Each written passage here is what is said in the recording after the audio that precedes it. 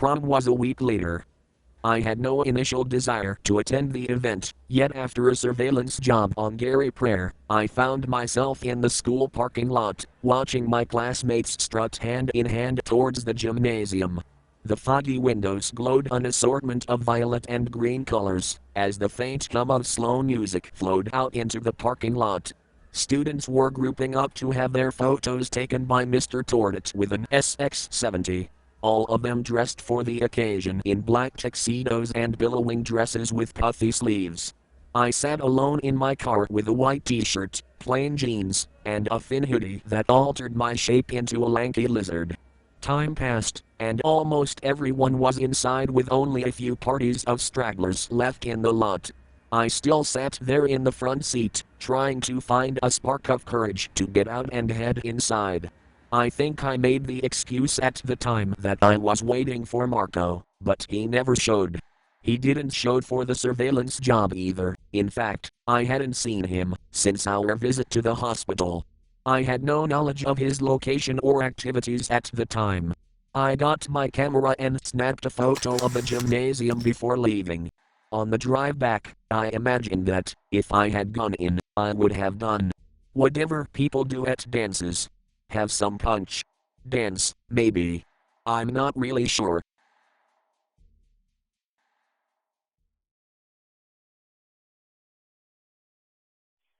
East 5 and 7. This call came in at 1901.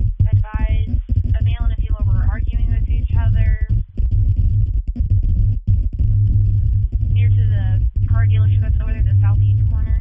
It's a white male, 50 years old, 6 foot, medium build. He has gray hair. He has jeans and he's riding a motorcycle. And then there's a white female, 5'4", medium build. I had been at the Farmland Inn since I had been locked out of my home. My refuge from this world was a 200 square foot room with 4 in-bed sheets and a painting of a beige, drawn female lounging alone by the side of a pool.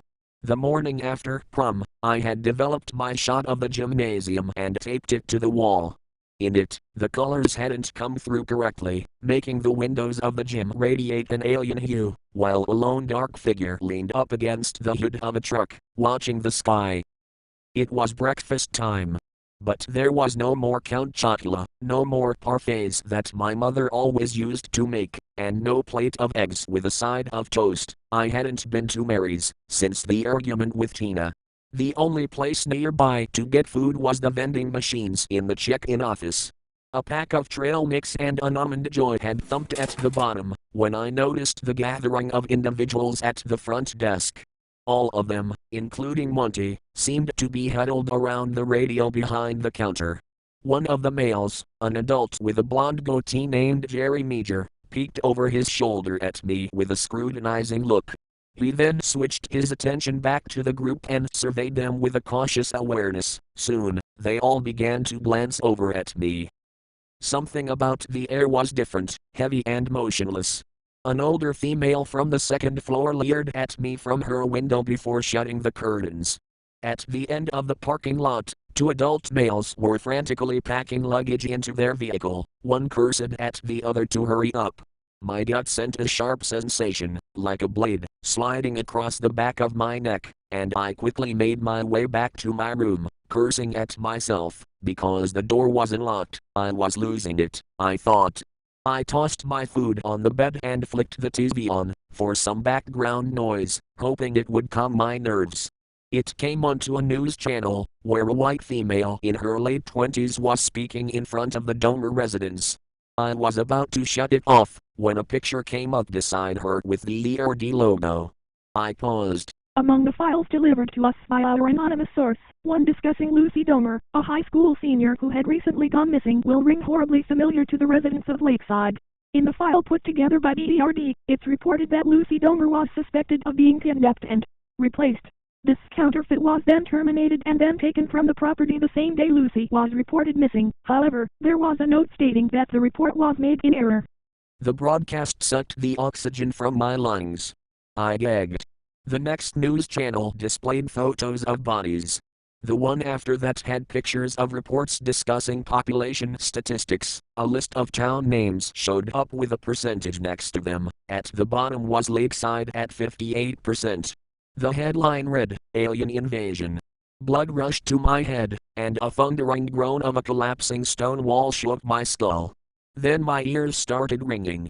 The statistical reports, the ones Kevin had rambled on about, were all from the briefcase. I flinched at the sound. I knew who it was. I knew why they had come. And I'll admit the truth, I panicked. I reached behind me for my service weapon and heard the cock of a hammer, but it wasn't me. Behind me, standing in the open sliding closet, an adult female in black attire stood with her own service weapon pointed at me. I thought I had locked that door. Pull it out, 2 fingers. She said, gesturing over to the bed. Toss it. I pinched the grip of my weapon and tossed it over to the bed. The agent stepped out and holstered it. You should get that. When I opened the door, John was the first face I saw. Good morning, Z.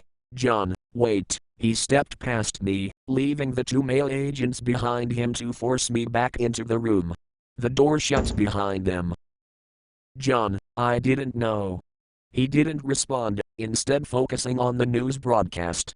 A female reporter gave a discretionary warning before showing a photo of an adult female with blonde hair with no eyes. Her neck was stretched like organic silly putty. In the documents, these specific entities, as they are referred to, are classified as doppelgangers. John. I was at a loss for words. The word's out, Z. He said, a service weapon in his hand. The curtain has been pulled back. And there's no reversing it. His expression shifted a little, as he shot daggers at me. I want to know who pulled back the curtain. John. We didn't do this. The data that is circulating across all major news networks in the country, and soon the world, is the data that you and Agent 5234 were tasked with retrieving. I didn't do it. I did nothing. I followed protocol. John slowly tilted his head. And Marco? I hadn't seen Marco since I left him in the hospital, his words still haunting my thoughts. I left him to turn in the briefcase. And where were you? Handling Ms. Davis. I drove her out to the woods. No one saw anything. Where's Marco now? I slowly shook my head. I don't know, and that's the truth. I haven't seen him since the job we were assigned out in the woods, and you didn't see him do anything with the data. Did he make any copies? I shook my head again. He took the briefcase to turn it into you. That was the last I saw of it. I swear. He cocked his weapon. And you don't know where he is currently? I shook my head, tears burning my eyes. My mother's voice echoed in my mind. Those were the last words we shared. I imagined that would be my inheritance, as I lay dead on the foreign green patterned carpet, its texture scratchy and rough like coarse dirt. John quietly sighed and turned his attention back to the television, as the broadcast showed a wide shot of a town I didn't recognize. He touched the image gently like an adult reminiscing over a childhood photo. This world. I had hoped its end would have been quicker than this. He turned back to me. I have a new assignment for you. And if you fail or break protocol, it will be your last. Do you understand? I nodded my head desperately. Find Marco. Terminate him.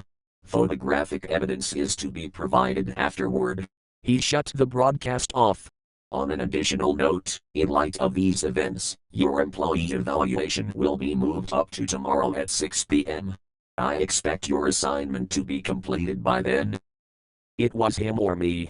Understood. John nodded and left with the 2 male agents. The female agent lingered, as she emptied my service weapon and disassembled it, laying it all out on the bed. She smiled, as she left, her butterfly tattoo perched calmly on the back of her neck. The door stood open, and the light of a new world I no longer recognized spilled across the floor and my body, illuminating my tear-stained cheeks. Marco had to have skipped town the minute he leaked the data that would have given him the best chance, or at least more time. I determined the best chance I had of finding him would be to work back to something familiar, so I called his house. Ms. Lisato picked up the phone. She was likely worried about where he had gone, probably even on the verge of desperation. I told her that her son had been found and was waiting at the police station. She immediately hung up. Her car was gone. When I got there, the house looked empty. I was hoping that she would have left the door unlocked on her way out, but it was still locked when I tried it. Luckily, she wasn't as thorough with the back door. Marco's room looked the same way it did the last time. None of the clothes piles had been moved or messed with. His drawers and closet didn't seem to be missing any items either. Marco ran smart, I'll give him that credit. He was traveling light, nothing but the clothes on his back, his service weapon, and maybe a souvenir or two to remember home by. Scattered across his desk were school assignments and pieces of rock memorabilia, including an album by Black Sabbath called Paranoia. Marco had rambled on about it one night after a surveillance job. We were at Dino's as always. Then there were the pictures. They hung up on the wall with no presentation, just bare Polaroids and thumbtacks. They weren't neatly organized into categories or lined up in rows, nor were they like the pleasant mugshots that I had collected for my black book. These were group photos of family, cousins, and friends. In one, Donnie and Henry were standing on a dock at Lake Summerstein, with Donnie sitting on top of Henry's shoulders and howling into the air like a mounted warrior.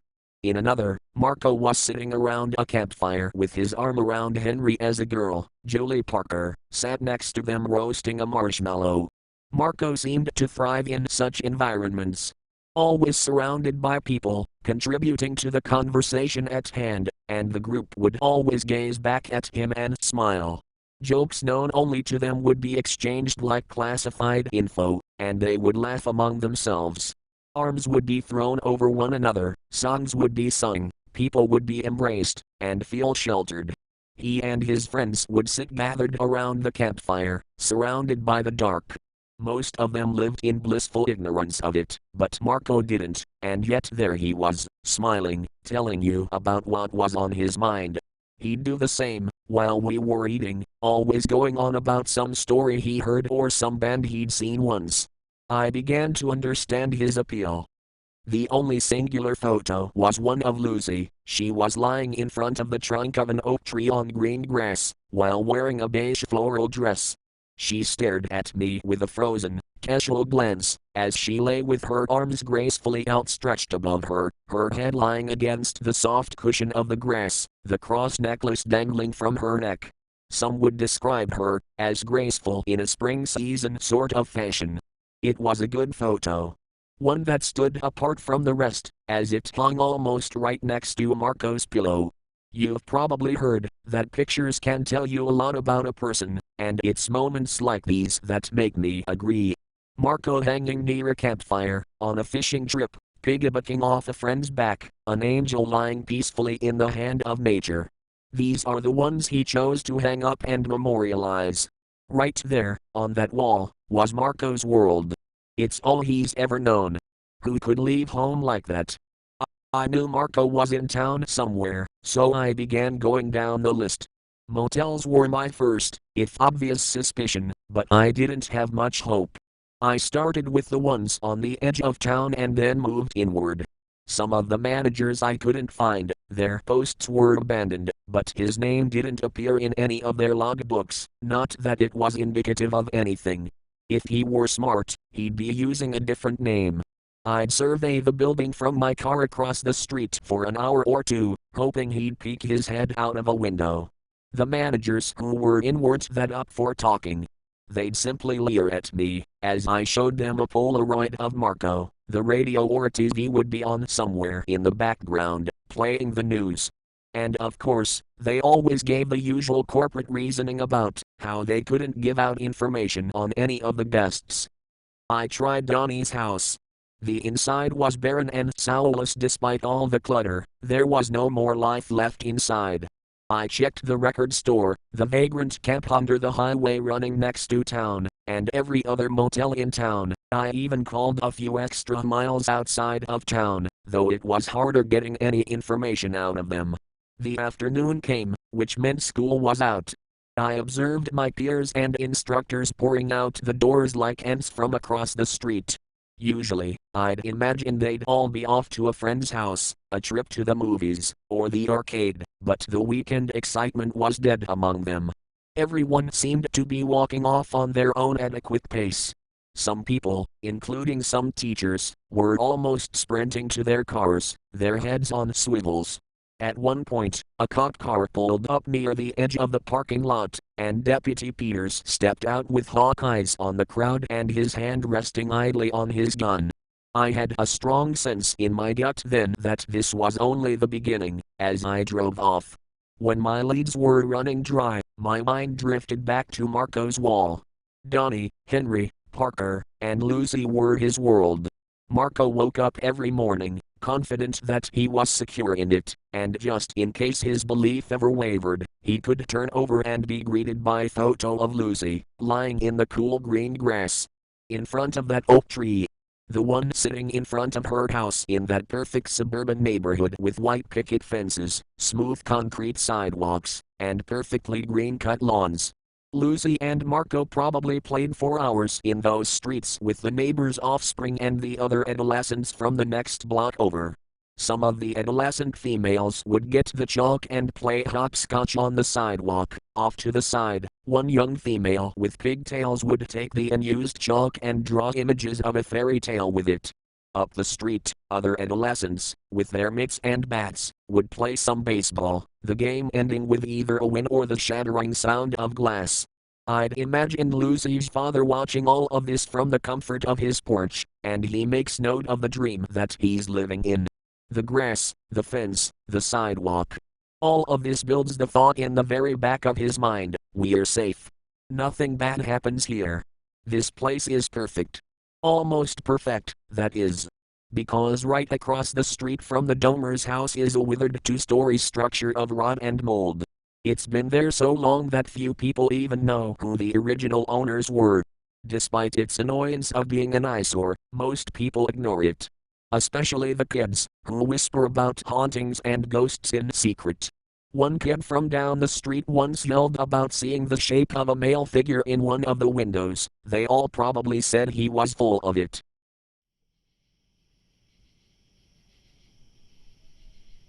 Close to midnight, residential neighborhoods are silent yet alert. The residents here appreciate their quiet setting, especially at night. For them, the absence of sound provides a secure comfort.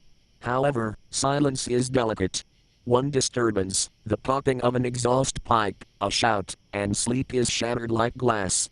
House owners lay awake under their covers with bug eyes surveying the void of their bedroom, ears perked for another disturbance of sound. Once is a coincidence, twice is a pattern. That's when the lights come on. This was a problem for me. I parked at the curb down the street from the Domer residence, staring through my binoculars at the old, rotting infrastructure sitting across the street from them. It was a two-story building with 4 windows on the front, most of them boarded up with wooden planks. It was definitely an eyesore. Unlike the rest of the houses on the block, its dark wooden exterior helped it blend in with the shadows, as it sagged like a dying patient. A dying house, for a dead man walking. Marco was in there, I was sure of it. I was sure that every morning, when he woke up in the new hell that he had created for himself, he rolled over and gazed at her house and the oak tree sitting in front of it. I couldn't terminate him there. The most efficient course of action would be round to the head, but I might as well have just pressed down on the horn. Someone would call the police, if they weren't roaming nearby already, and I would have minutes. I approached the house crouched and stayed close to the edges of the perimeter, where illumination was lowest. Both the front and the back door were either locked or barricaded, and I wasn't going to risk a lockpick this time around. However, Marco's negligence was my gain, as I found a window on the side of the house that wasn't locked. It lifted open with a bit of prying, and a high-pitched squeal broke out, as I got it high enough for me to fit through. I clenched my jaw and waited for the hushed atmosphere to settle again, and listened for a response to the disturbance. Nothing. But if anyone or anything was there, it knew of my presence. I pulled out my service weapon and flashlight before pulling myself through into the dusty old interior. My feet hit the ground gently. Looking around, particles of dust floated in the beam of my flashlight. The room was desolate and ancient. I couldn't discern what it used to be. A sofa chair sat overturned and deflated in the corner, while a rolled-up slender rug sat propped up against the wall. There were no portraits or wallpaper. Only stripped walls of wood planks with residue of mold lingering in the corners. I made my way through a hallway leading to the foyer area with delicate steps, my light leading on foot in front of the other. No audible indication of movement, a deafening chasm surrounded me where the only sounds to possibly be made were my own. Silence turned on me in that moment like a weapon. Then my flashlight flickered, and my source of light slowly began to fade away, leaving me with only a memory of my surroundings. I shook it gently, still not wanting to make any noise, before giving up and sliding it into my back pocket. The wall to my left guided me the rest of the way along the hallway, sloping a little near the end until my foot bumped into the edge of a step. I reached up and felt the railing of a staircase and slowly guided my way up the first few steps. My eyes began to adjust to the dark, and I could make out the faint outline of an oak wood railing ascending upward into a black ink. In it, faces lingered. I froze, my gun pointed toward them, in a cold sensation of paralysis until my eyes adjusted some more, and square outlines began to frame those individual twisted expressions. I blew out a quiet breath and crept up the rest of the staircase, stepping lightly on loose boards, which quietly moaned under my feet. At the landing, I peeked around a corner and down another hallway. At the end stood a door that sat slightly ajar. A cool wind whistled through the crack and floated down towards me, calling the hairs on my body to attention. I knew something was here. And it likely knew I was there, waiting for me to make the first move. A silent, cold breath ran through me, highlighting all of my joints, organs, tendons, and gears, all of it linked together like a delicate mechanism. I thought of JJ as I dug into my pocket, fishing out a loose penny. It took a flick of the wrist to send it flying down the hall to be swallowed by shadows before letting out a sharp chink. The whole house seemed to shake. The echo of it rushed back towards me and crashed throughout the rest of the house before fading away into the distance like the thundering roars of a passing explosion. Silence followed soon after. A small explosion rang out, sending wood chips spraying down the hallway. I hugged the wall in shock.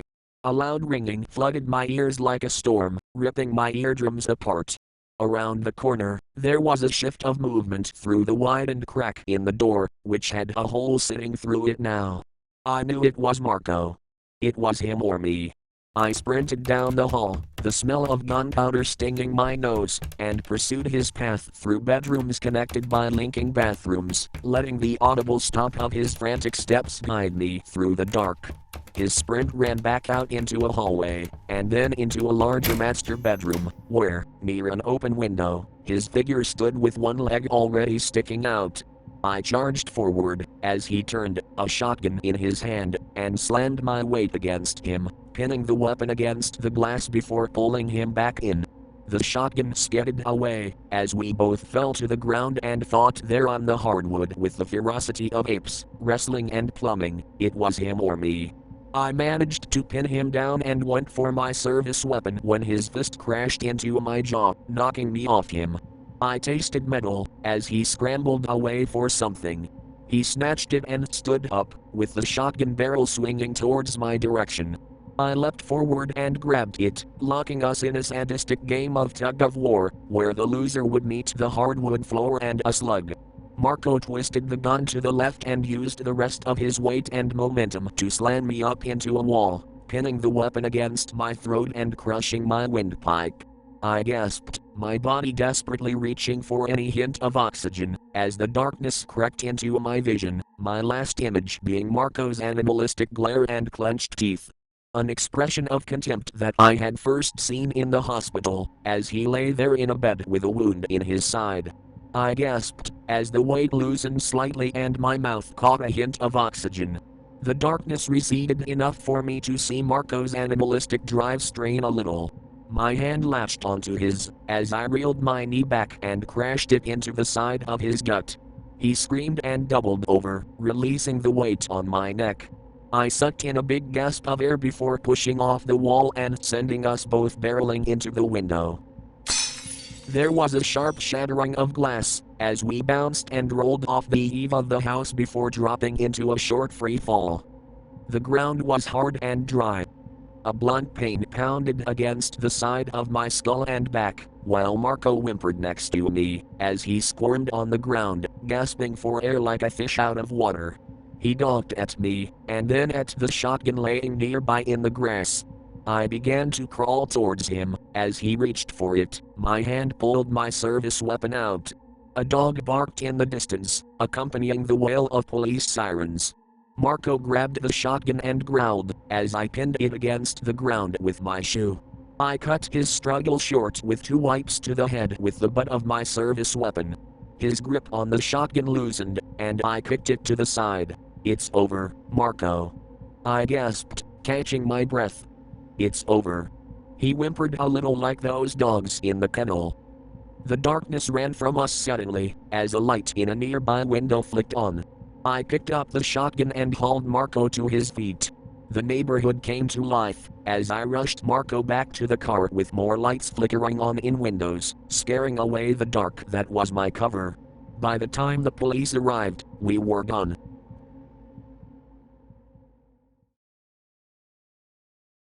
Marco drove, while I sat in the back seat, my service weapon pointed at the back of his head. The fight in him had been drained. He drove with a limp expression. As acceptance settled on his face, he idly stared out at the road and the rolling plains in front of us. His eyes were already dead. Eventually, we turned down a dirt path leading into a wooded area. When the eyes of civilization were gone, and trees and foliage surrounded us, for as far as the eye could see, I told him to stop. He put the car in park, and we sat in silence, because I noticed a red and white checkered wrapper on the floor in the backseat. It was from Dino's. We both got out, and I told him to open the trunk. Inside, he found a shovel lying next to a couple of paint cans. He hesitated, a little spark of a fighter showing in his stance, as we arrived here at the end. Save it. You idiot. You know what you did, right? He faced me with a hard glare. What we shoulda did from the start. You say we're doing this shit for the community, but they can't know the truth, and we off anybody that finds out. The truth? I chuckled. It surprised even me. These people. Some of them still think their neighbors are Russian spies, and they do it because they're scared. They're scared animals, all of them. I pointed to the ground below us, that primitive dirt that lurked beneath every concrete structure and sidewalk. This, what we're dealing with, they didn't need to know. It wasn't their job to know. And what more do we know? Other than that, they exist. You said this was a war and that we needed information, yet we know jack shit about these things. It'll take time. We don't have time. And you think what you did helped? These people are about to rip each other apart. Yeah, we'll see. I've already seen it. And this is only the start. He didn't respond to that.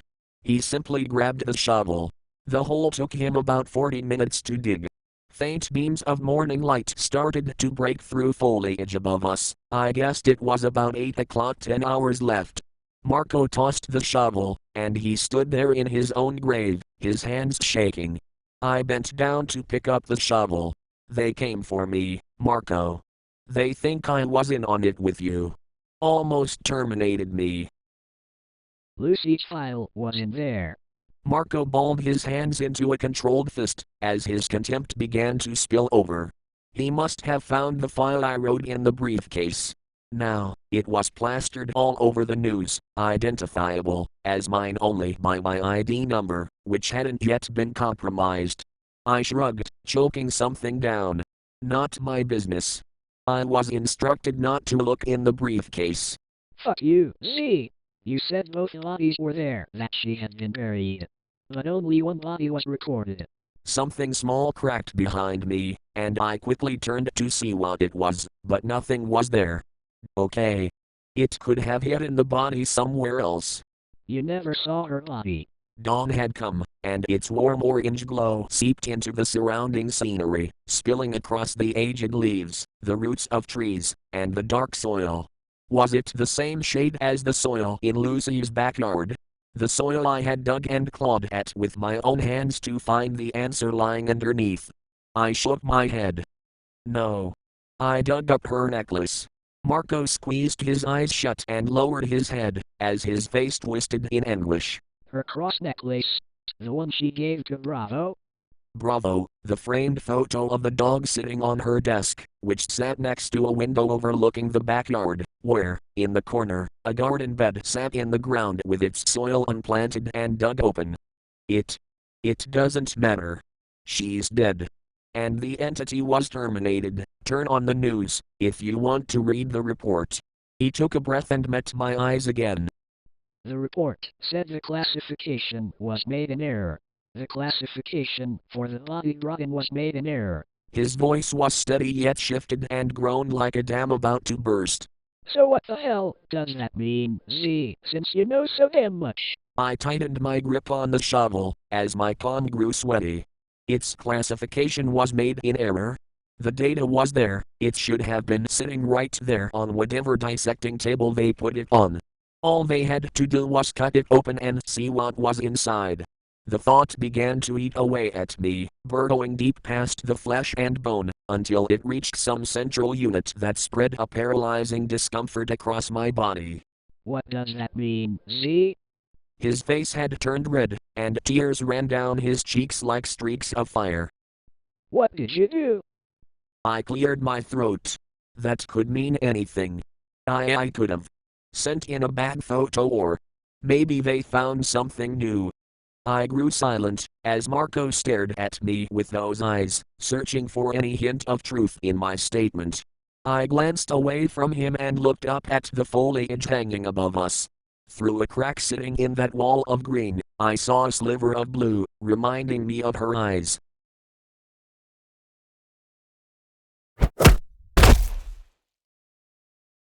I know JJ like the back of my head. Her diamond-sized eyes that could swallow the world, her soft brown hair, her fragile demeanor like that of a baby penguin. I could spot her from any crowd and recall the details of her face without a photo. I know her. Did Marco know Lucy like that? Only he would know, I guess. I shot him and took the photo. Then I came here. The female took the last of her notes before clicking stop on her tape recorder. She gazed at me with a blank expression. Are we done? The female glanced over at John, as he walked back into the room. He nodded his head, and the lady packed up her things and left without saying a word. When she was gone, John stared silently at me as usual. I wisely waited for him to act first, as he began walking around the furniture towards me. As one of our youngest agents, I must say you've done good work. I was taken aback by the compliment, and my muscles tensed, as I waited for the blow. You're perceptive, resourceful, resilient. John slowly sat down on the chair across from me, taking on the role of interrogator. Your discretion is an area for improvement, however, you do show promise. I'll be sure to be more careful. John sighed. Then there's the matter of protocol. I have always followed protocol to the best of my. I grew silent, as John's expression went slack, like a predator ready to leap through the masking screen of the tall grass. He leaned forward. I flinched, as he pulled out a service weapon and placed it on the table sitting beside us.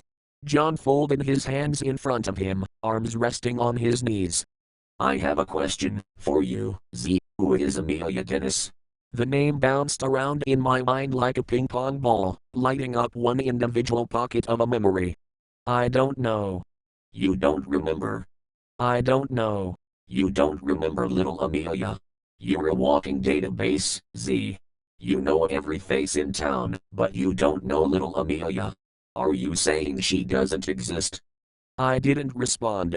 John reached into his pocket and pulled out a Polaroid of a young female adolescent, probably about 6 to 8 years in age, and two blonde ponytails sticking out the back of her head. John kept his hands folded in front of him, leaving the gun on the table. I'm going to ask you this last question, Z. And as an agent of the ERD, I recommend you answer it truthfully and to the best of your ability. I stared at the photo on the table and the innocence that it captured. JJ flashed across my mind, and tears burned my eyes. On the day of your assignment involving Lucy Domer, did you see this girl? I would like it to be known that as an agent of the ERD, everything I did, everything I said, I did in service of protecting public security. John didn't respond. He simply stared at me like he always did. The room was darker now, as if I was slowly losing my vision, and through the shadows that now stretched across his face, I saw two small lights reflected in the glint of his irises, as if they were two alien planets floating out in the hostile void of space. Amelia Dennis? Yes. Did this girl see you at Lucy Domer's residence, after you had completed your assignment? She didn't see. Yes. Agent Zachary Moker, did you intentionally provide inaccurate information to my previous question?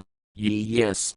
Did you break protocol by deciding not to terminate Amelia Dennis, who placed you at the scene of Lucy Domer's death? I nodded.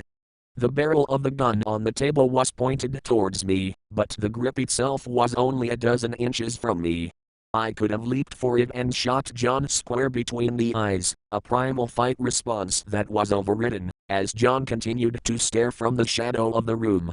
He glanced at the gun, an invitation, and then back at me.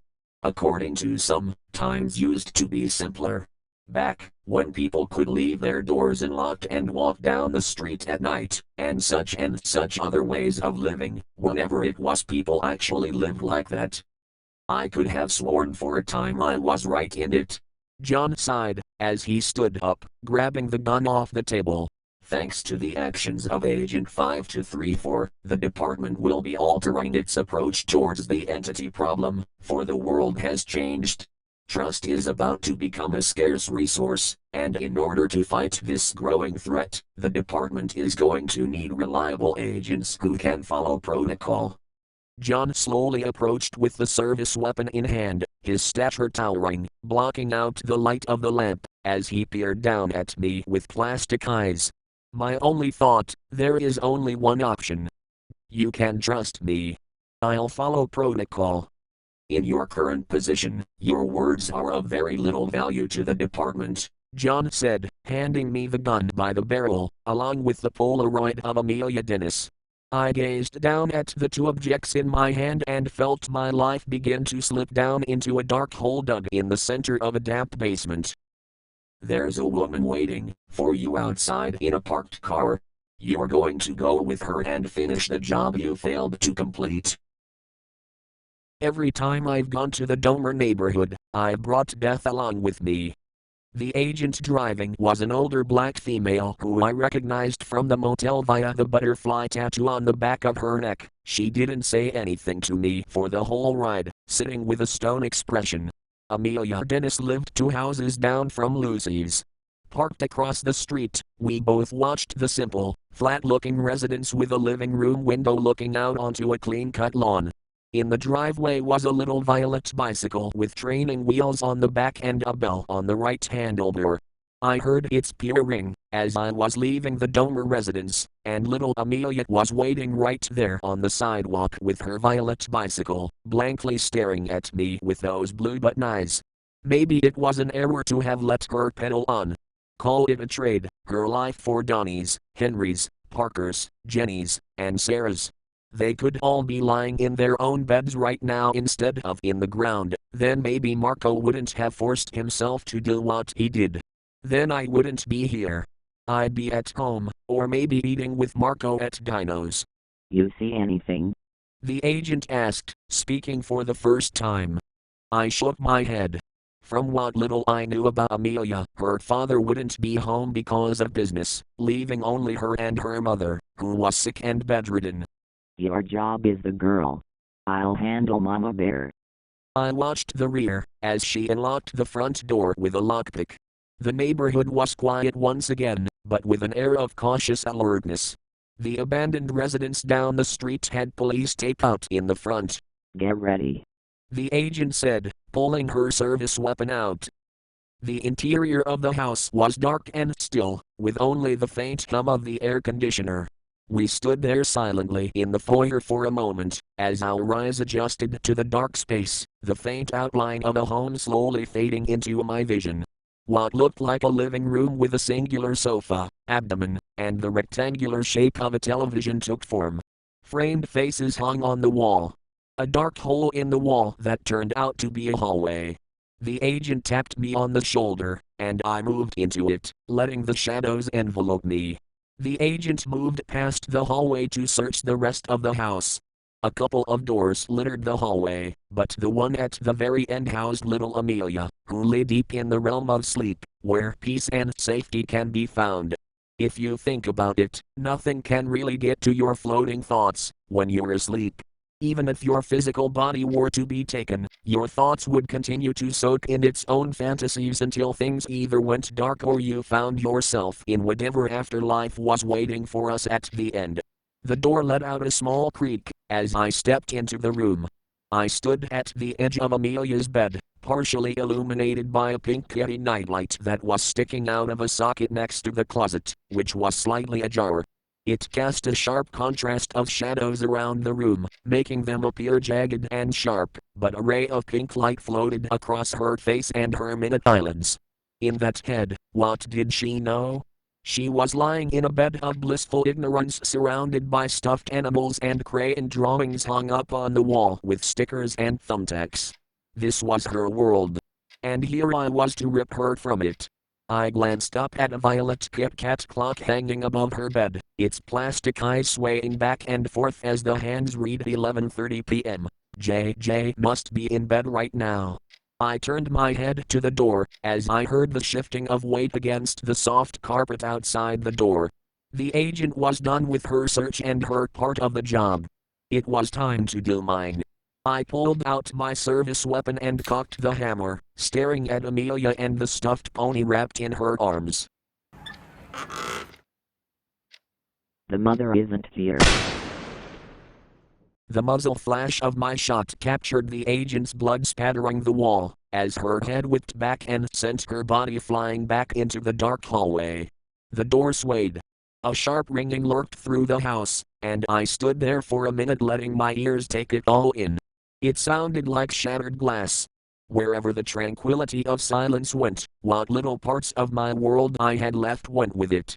It died down, and the first thing my ears picked up was Amelia's sobbing, as she covered her ears. I turned to leave. I had to get home, get JJ and Mum, pack everything. Don't leave me with her. Amelia cried, looking behind me. You have guests, sweetie. I spun towards the closet, where a slender shadow lingered and unloaded the rest of my cylinder into it. A mechanical sound scooched out of it, as it got knocked back. With ringing in my ears, I picked Amelia up and ran out the door into the hallway, flicking on the nearest light I could find so I could navigate my way out. In the foyer, there was a small table with a bowl of keys, so I snatched the one with the car lock and bolted out the door with Amelia wailing in my arms. Another wail followed us on the way out. The neighborhood was already awake when I reached the driveway. Lights had been flickered on again in windows, and a group of figures was running down the street with bats and a rifle in their hands. They shouted at me, as I unlocked the Emerald station wagon and placed Amelia in the passenger seat. She curled into herself, sobbing, as I fidgeted with the keys in the ignition. Who the hell is that? Get out of the car! The front door to the house burst open, and the entity stumbled out on bent legs and stumbled over to the car, howling, with outstretched, mantis-like arms. I turned the key, as it howled Amelia's name one last time, before a loud crack went out, and it fell over onto the pavement. A male figure in a robe stood in front of the group with a rifle in his hand, the moonlight illuminating the gun smoke trickling from the barrel. What the fuck was that? Another one said, as the group began to slowly approach the anomaly lying on the ground. I put the car in drive and slammed on the gas, almost knocking over one of the residents, as the car shot out of the driveway. I glanced in the rear view mirror, as a male voice called after us. The resident in the robe raised his rifle and was taking aim, when the entity lurched back up and lunged at him. I swerved around the corner, ignoring the gunshot that ripped across the sky, and the police car that passed me by. Amelia sat with her knees to her chest in the passenger seat, silently in shock at the new reality she had been pulled into. Amelia's sobbing had grown quiet by the time I slid to a stop outside my house. She sat in my arms, as I banged on the front door. It took my mother 5 minutes to answer it. Z. She said, her eyes widening, when she saw the little girl sobbing in my arms. Z. Is that Amelia? I shoved past her, placing Amelia in the living room, and shutting the door before locking it. A mountain of questions flew out of my mom's mouth, as she attended to Amelia, but I didn't respond. I just sat there at the dining room table, letting everything catch up to me like a speeding train and the long line of cable cars that were attached behind it. On the wall, sitting above a gallery of family photos and portraits, was a clock. It had been a little bit over an hour since John had assigned me the job. It took us about 20 minutes to get to Amelia's house, meaning she was supposed to be dead 30 minutes ago. And there she was sitting in the living room, cradled in my mother's arms. Z, what the hell is going on? Why do you have Amelia? The breath slipped from me, as the weight in my stomach came crashing down. We need to leave. What? Pack everything you can. I got up and started heading towards JJ's room. Mom let go of Amelia and stopped me. Z, talk to me, sweetie. What is happening? I grabbed her by the shoulders. Mom, please, for once. Listen to me. We need to leave right now. All of us. Go pack your things. A tinge of fear started to seep into her expression. I think she noticed that I was shaking. Z, I don't know what's going on. Did you see one of those things? We don't have time. The radio told us to stay inside. She only had questions, and I didn't have answers. I was halfway to losing my mind. We'll find somewhere. It just can't be here. Now, please. Go pack. With tears in her eyes, she let out a shuddered breath before grabbing Amelia and walking off towards the entryway in her room, where a man in black attire stood with a service weapon in his hand. I whipped out mine and fired. A thunderstorm of gunshots and smoke broke out, as I fell back against the wall and to the ground with a thud. I kept pulling the trigger, but I could feel the cylinder rolling empty in my hands. The ringing had penetrated into my skull, and I winced. When the smoke cleared, the agent was lying motionless on the floor, next to my mother. She twitched a little, as Amelia sat next to her quietly. I tried to rush to her, but short-circuited and crumbled over, as pain shot through my stomach. I gasped, as I saw the blood spreading through the bottom of my shirt like a plague. I cried for JJ. I wanted to cry for my mom, but she couldn't hear me. She wasn't moving at all anymore. Amelia had silently scurried off into her bedroom like a critter. I weakly unbuckled my belt and pulled it out of the strap. Wrapping it around me, I pulled tight, crying as a sharp, hot rod ripped across my abdomen. I buckled it tight and sat there, groaning and sobbing. The boundaries of the world began to warp in my vision, as my senses went off kilter. As if far away, like those distant sirens, I could hear a small whimpering. Then I saw a small figure slowly walk out. J, I said weakly. I wasn't even sure if it had come out. J turned to look at me. She was hugging her pillow, and I could hear the agony in the air. Come here. Then I heard Tina's voice. Yes. JJ, go come here. It's okay, JJ. J turned around, and in the doorway to our mother's bedroom, I saw a hand, waving J over. Tina's voice called out again. J ran over, sobbing, crying, her arms outstretched for safety. I used the last of my strength to scream her name, but blackness shut everything out like a bag had been shoved over my head. I briefly came back to reality, but she was gone. It was then that the door broke down and the ERD agents swarmed the place with guns drawn. Some of them pointed at me, as others picked up the agent's body, wrapped him up, and carried him out. They left my mother lying there on the ground, leaving her to collect dust. The environment around me began to blur and lose its boundaries, and it was there in that haze that John appeared before me like a ghost, his voice shy and distant. Well, that didn't take long, did it? An agent came up beside him. We're unable to locate the sibling or Amelia, sir. Look again. They are commencing another search, as we speak. They are still not coming back with anything. How long before? Here in 4 minutes. There was a lot of noise. I heard John grunt before mumbling something. And then everyone was gone. It was just me and the distant sounds of sirens, like the distant calling of angels. I went back under, before I could call JJ's name again.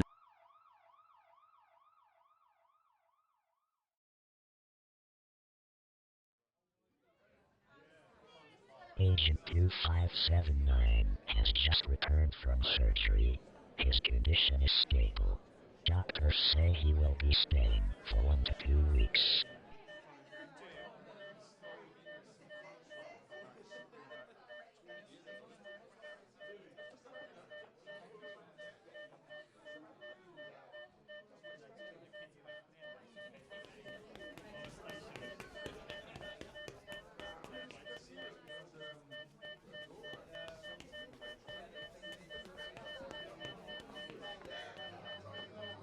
Doctors and nurses are rushing to Agent 2579's room. He has woken up. He is screaming.